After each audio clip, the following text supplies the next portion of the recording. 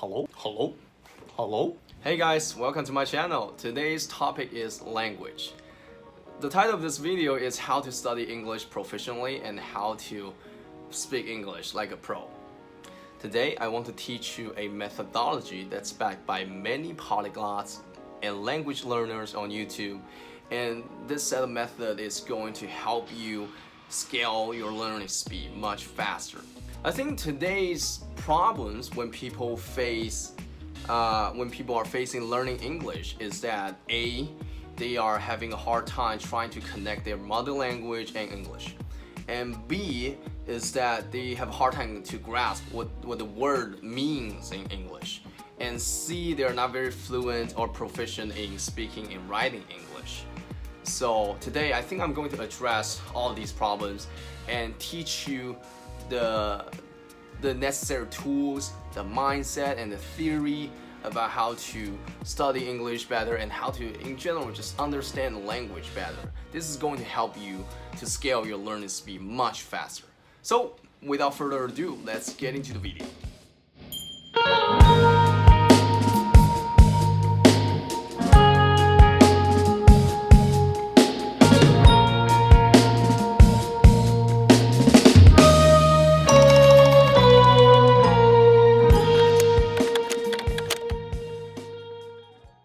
Let's talk about mindset first.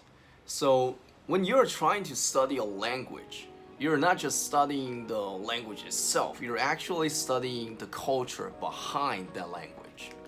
A language represents its culture. So when you think about English, what pops in your brain, right? America, UK, Big Ben, George Washington, Lincoln statue, right? All these things, they are the culture that embodied the language English. So you're not just learning the vocabulary and grammar, you're also learning how the people inside that culture speak, think, and behave. And that's the gist of learning a language. I think one example, a very good example of how language learning works is the movie Arrival.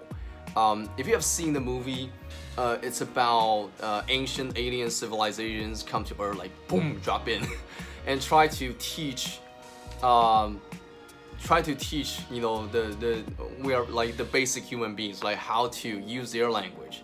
One thing in Arrival, I think that served as a very good example is that the protagonist, once she has learned the alien language, she was able to become a part of that alien race, become a part of the alien culture. She was able to think just like them. She was able to, use that language, because she was just like one of them. So I think this is like a perfect example of when you're trying to learn a foreign language. This applies to any foreign language. It's not just English. Any foreign language you're trying to learn. And the second thing I would say is that you should see English as a key that opens millions of doors for you. So, because the lingua franca today is English, and there's a reason for that, because the most technological advanced country is America. So by default, any era, right? Any era, any time in history, as long as your country's technology is the most advanced, then your language, you will become the lingua franca. And the mother tongue of all those codes is English. I will exterminate the English language. With this, I will rid the world of infestation. All men will be free. So in this case, studying English is not just, just learn the vocab and grammar.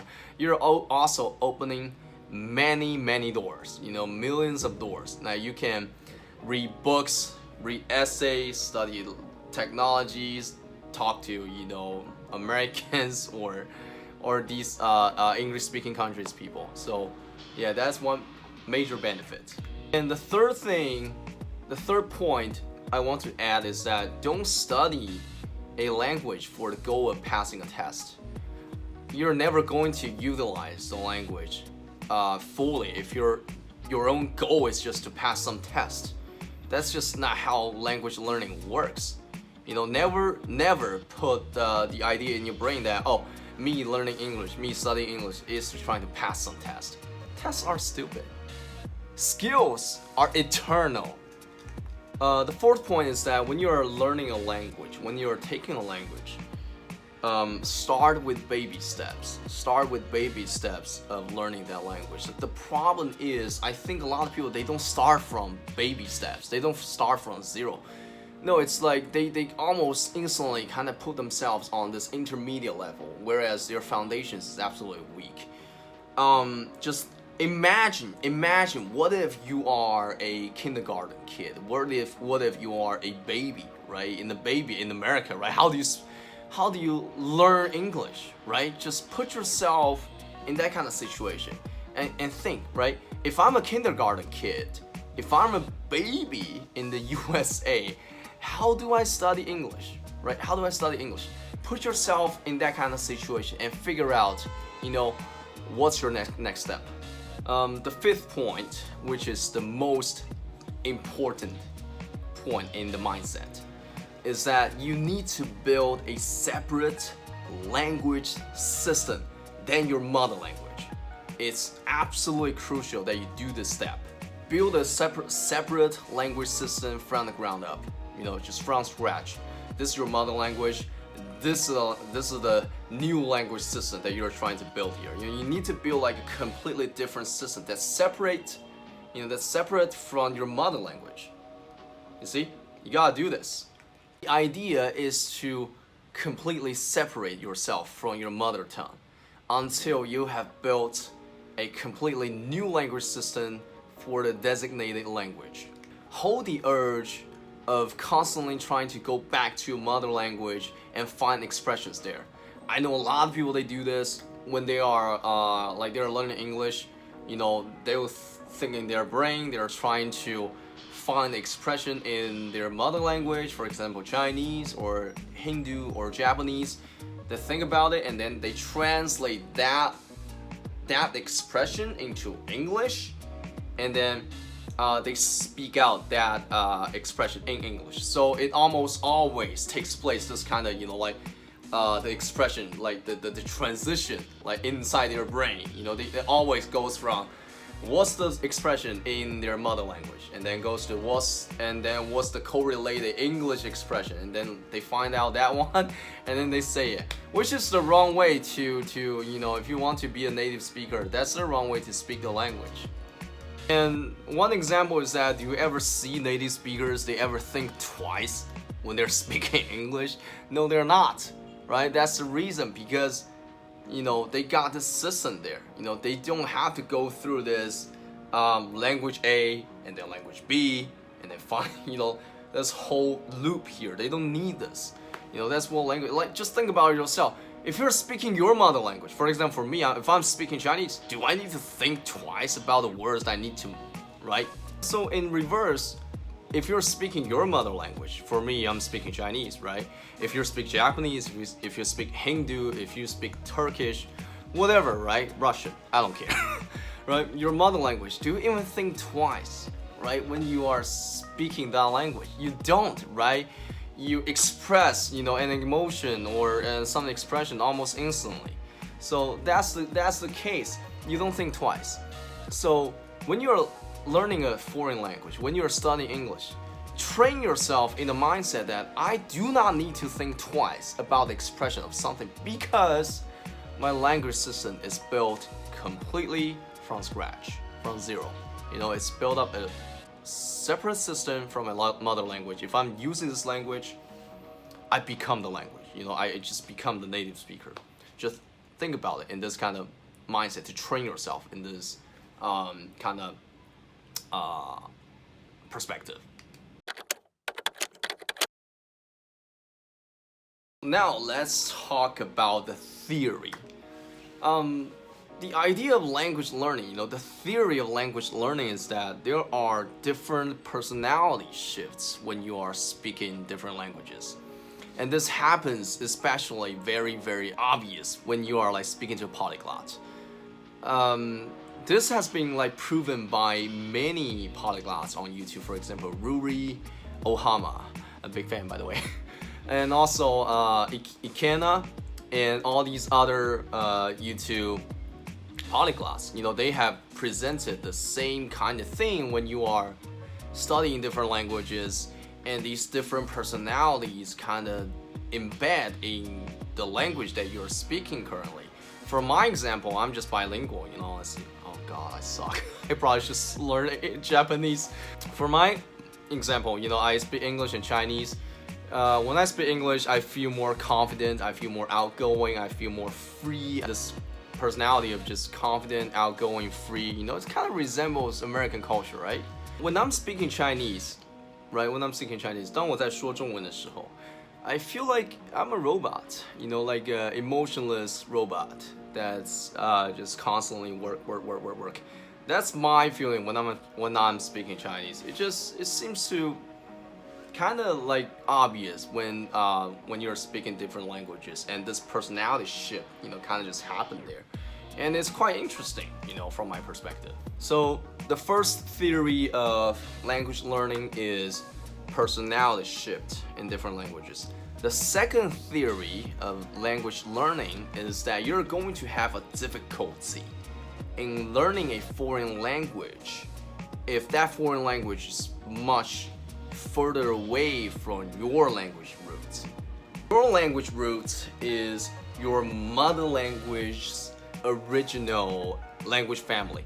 For example, if you speak English, then you know it's actually part of the Germanic language. You know, it's also like relatively like from Latin as well, Latin, because the history of Rome, and so it's a Germanic language. So if your mother language is English, it's actually easier for you to speak German. It's actually easier for you to study French. It's easier for you to study Spanish. You know, to a certain degree, right? If your language root is Chinese, for example, or Japanese, vice versa, it's going to be easier for you to study Japanese, Korean, and Vietnamese. Make sense? You know, make sense? If you're Japanese, then it's easier for you to study Korean. You know, it's the whole, right? It's from the macro perspective. Chinese, if your mother language is Chinese, it's simply easier for you to study East Asian languages than, you know, like some random ass country on the far side of the world, you know, like in Europe, right? Like, I don't know, Sweden, right? Studying Swedish, right? That's going to be hard. And if you're like an English speaker, right? It's also, you know, or you're a French speaker, it's also going to be kind of hard for you to understand Japanese or study Japanese, you know, because the language systems and the whole history culture thing are completely different. Because I know for a fact that in French, in Spanish, there are female pronouns. No, I mean male and female versions of the same word, but this kind of doesn't exist in Chinese, and in Japanese they don't exist. I mean in Japanese it's just hiragana and katakana. You know, it's used for different things, but you know there aren't like versions of female and male kind of version of things, I think. Let's talk about the practice, the actual tools you can use to study English much more proficiently. So with the theory and the mindset, now you got yourself the right direction in studying English. So now all it takes is just actions and executions. And the first point I would say of the practice is immerse yourself in an English speaking environment. If you don't have one, make one. The idea is quite simple. The idea is that immerse yourself in the English speaking environment. So if you're to go abroad and study, you know, be an international student, this is much easier for you to do because everywhere around you is just English, right? But if you currently are not in the designated country, right, you want to be in. So in that case, studying that country's language is kind of hard, right? If you, for example, you're right now in India, if you're right now in Pakistan, if you're right now in Korea, Japan, or any other countries, right? That's not English native. So in that case, whenever you go out, whenever you speak to your friends, family, they all speak your mother language. So what do? Right? You gotta make an English speaking environment for yourself. So I think the one simple way to do this is just to decorate your room. Decorate your house or decorate your apartment, your room, into a completely English speaking environment. So everything has to be English. For example, your wallpaper. For example, I would say the OS systems of your phone. Change it to English. That's a very, very good little trick. You can't really change this when you go outside, but you can change this when you go inside, right? Your room, your apartment. That's something that you can do. That helps. Honestly, it helps a lot. Second point I want to mention is to engage yourself with whatever that defines that culture. English, for example, is apparently US culture, right? So engage with anything that's American, right? Or you can engage with anything that's British, UK, doesn't matter, Australian, Canadian, right? Right? Anything. So, for example, US movies, Hollywood movies, newspapers, news, magazines, stand-up comedies, Netflix, books, anything that's like cultural materials, right? The cultural materials. The idea is that when you're doing all these things, you need to consciously in your brain to think, okay, so how do these people think? Okay, so how do these people speak? How do they think? What are they thinking when they are, right, speaking? What are they thinking when they are doing certain things? Why do they do this? Why do they do that? Right? Because cultures are very different from one another. US culture is drastically different from Chinese culture. It's the same when you compare US and Japanese culture together. It's very different cultures. So we need to understand why people in that culture, certain culture, and they do something specifically. You need to understand that. And how do you do that? Right? How do you do that? So why in the US, like when you sneeze, people would say bless you, right? So you get all these cultural cues by engaging yourself with cultural materials, from that culture. So that would be, the TV shows, movies, newspapers, anything, anything you find fun, anything you find engaging. The third point is in the practice, is to set a goal for yourself. Set a goal for yourself. Why, what do you study English for? What's the goal? Where do you want to be, right? The whole journey. What's the end for you, right? What's the goal for you to study English? For me, the whole idea, the whole journey of me studying English is the goal is to being able to write academic essays, academic papers, right? My goal has always been, okay, I want to study English to a point that I can write academic essays, I can write academic articles, I can read academic articles, right? That's actually a good goal because it requires a very strong understanding of the language and logic, and rhetorics, all that stuff to being actually able to write, and to read and to, and in the sense that when you are able to read essays from their language, you get to know a lot of stuff, isn't it? You get to know a lot of, I would say, deep academic stuff in that language. So that's a good thing, right? Now you're able to, expand your knowledge to even further realms, because your language comprehension is so good that it understands all these academic essays and papers. For me, from time to time, I will read it. I will read those papers just to figure something out. Yeah. The fourth point of the practice is to use a dictionary whenever possible. When you see a new word, use a dictionary. And that dictionary has to be English, a full, complete English dictionary. I recommend 2 English dictionaries. The first one is Longman Dictionary. that's for when you're a beginner, when you can't really understand what the Oxford English Dictionary is saying.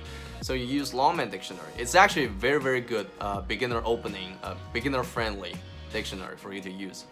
The other one is the Oxford English Dictionary or Oxford American English Dictionary. One little trick I'm going to share with you, one small trick I can share with you is go onto Google, type define, and then type whatever word you're trying to search, and it pops out the definition of that word and the pronunciation, and that's from Oxford American English Dictionary. That's directly from Oxford American Dictionary. That's a good thing, actually. So right now you define and you find a new word, you instantly get the most official definition of the word, and you get it. You just get it, right?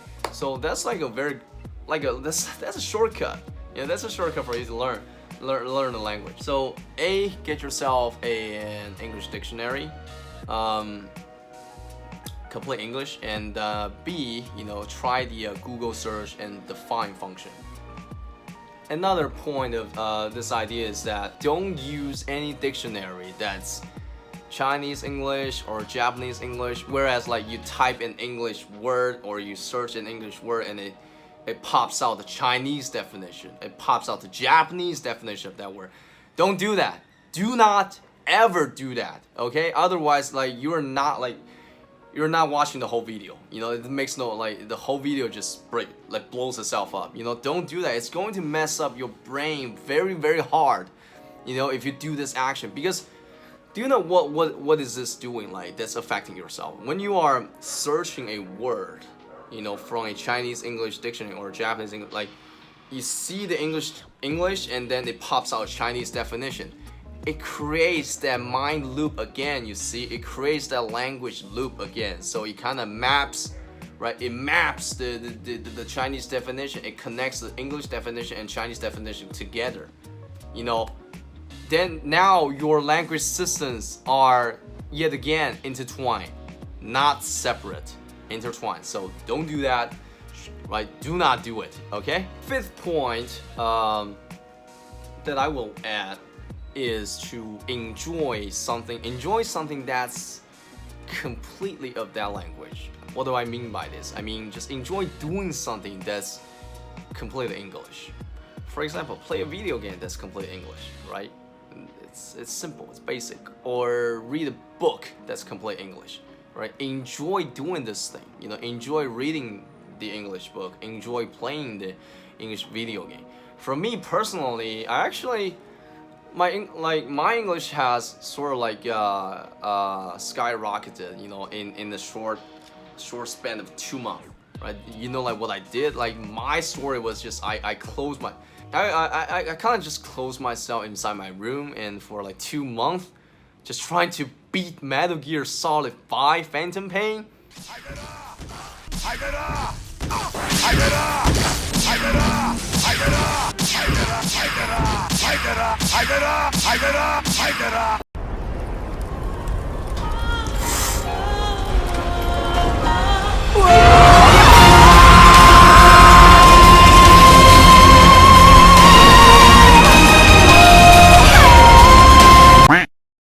That was the only thing I did, in that 2 months. The whole time, I was just trying to beat that game, make it all S, had all of the achievements unlocked, and I finished it. Hardcore. I love Snake. And that was my experience, just playing that English video game the 2 months completely, and I absorbed a lot of those, the language patterns and all that stuff. And whenever a new word popped up, I would just search dictionary again, English dictionary, right? A new word popped up. Search English dictionary. What does it mean, right? What does it mean? And then once you got it, move on to the next one. So yeah, enjoy doing something, right? That's complete English. That's a good way to start. And one small trick that I can add when you are engaging with these cultural materials, these digital formats of English, movies, TV shows, comedies, video games, turn on subtitles. Turn on subtitles. Right, say that again, turn on subtitles, because do that and your comprehension of the language is going to skyrocket. You know, it's a very good way to learn a new language. Just turn on subtitles when you're watching a TV show, turn on subtitles when you are watching a film, playing a video game. It's a very good way for you to understand that language. And the sixth point here, one fun way to test yourself, all the things that you have just learned, is to travel to an English-speaking country or any foreign country that you want to visit, right? That's your language that you're studying. Find a place, find a spot, any city, right? Go into that city, test yourself, try to behave like a local, okay? Try to behave like a local, try to behave like a native, right? Test yourself, challenge yourself, try to blend in.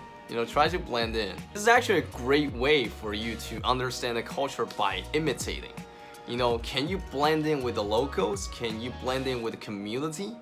Right? Can you behave like the locals here? Can you speak like the locals here?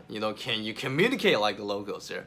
This is going to help you tremendously. If you're trying to study English, or you're trying to study in Japanese, because a lot of those language learners, when they are actually inside that their dream country, they will try their very best to learn the mannerism, behaviors, and all that stuff of that country's people. That's actually a great way to adapt, and also like a great way for you to